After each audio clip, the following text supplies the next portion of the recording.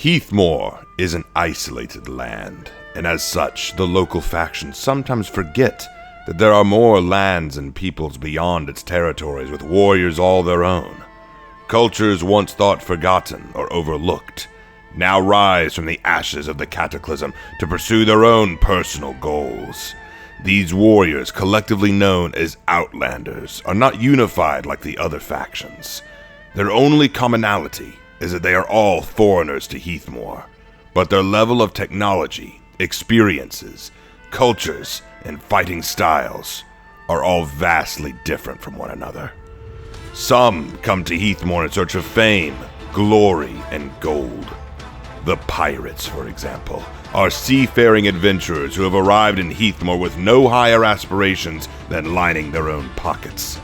Each pirate, a captain of her own ship, they fight with sword and pistol, displaying little interest in ideologies such as honor, loyalties, or duty. Their way is the way of the outlaw and the plunderer. They may appear crude and undisciplined, but in truth, the pirates do have a sense of social hierarchy and command structure, with their captain Bo Yin as their highest and only form of authority.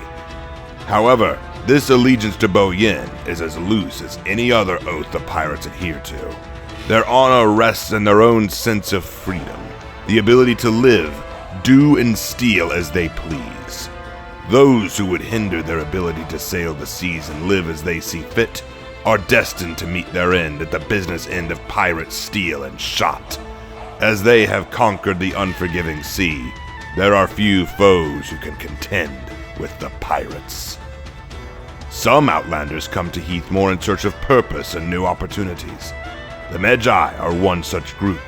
Once a mighty empire of the desert, the cataclysm was unkind to Egypt, the land of pharaohs, leaving the land as a kingdom of ruins, tombs, and relics, still guarded by the remnants of the guardian warriors known as the Magi, the last line of defense for the long-lost kingdom and its secrets.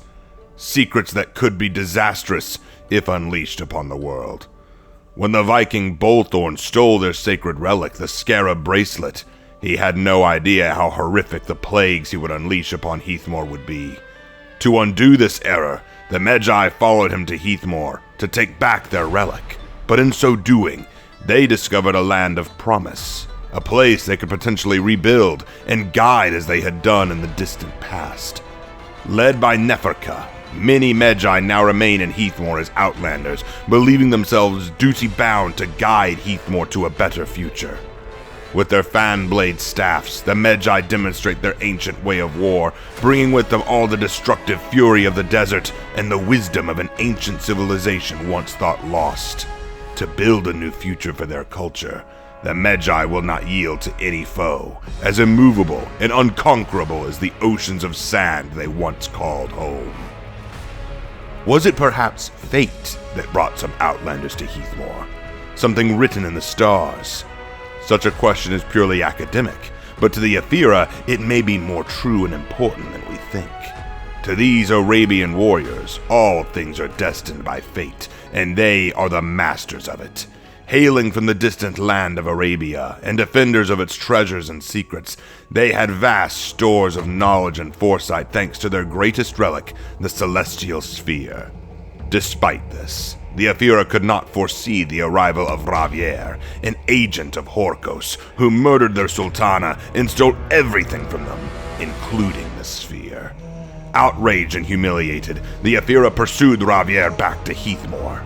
With shield and mace, combined with their acrobatic fighting style, the Apira, like prancing gazelles and cunning serpents, evade their foes and break them with ruthless and versatile blows that break bone and spirit alike.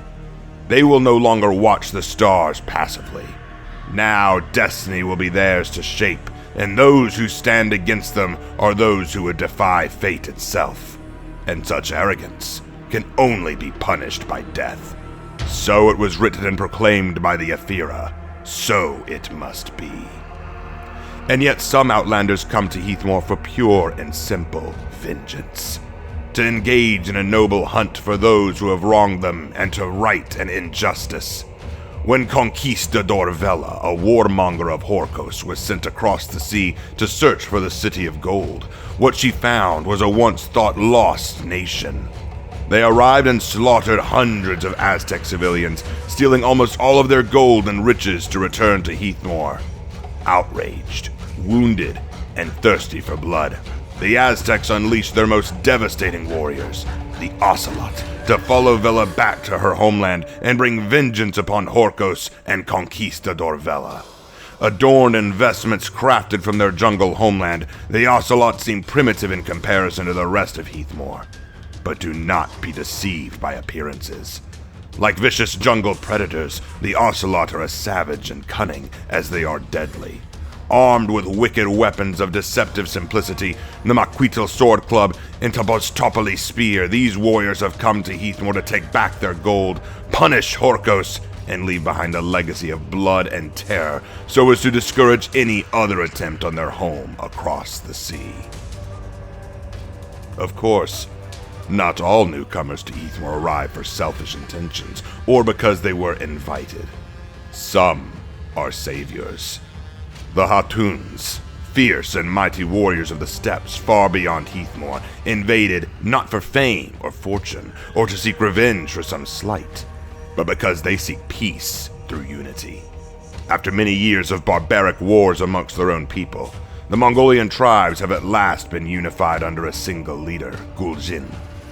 The Khatuns have seen the cost of war, as well as the benefits of unity and peace. To save Heathmoore from itself, Guljin has determined to invade and conquer Heathmoore and bring it under her banner, to put an end to the pointless and seemingly endless struggling.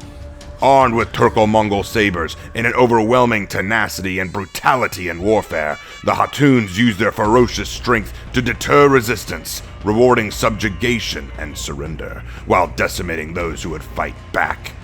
They are patient warriors, shepherds tending to helpless sheep, while putting down the ravenous wolves of war.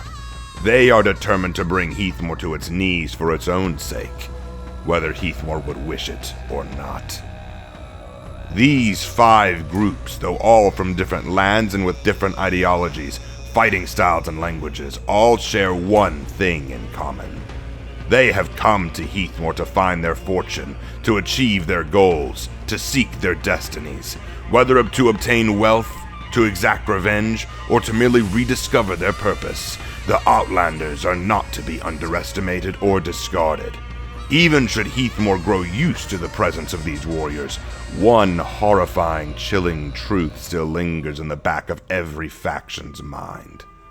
That there may yet be more Outlanders beyond the horizon who have yet to discover Heathmoore and what she has to offer. But the question remains: who will find their way to Heathmoore next?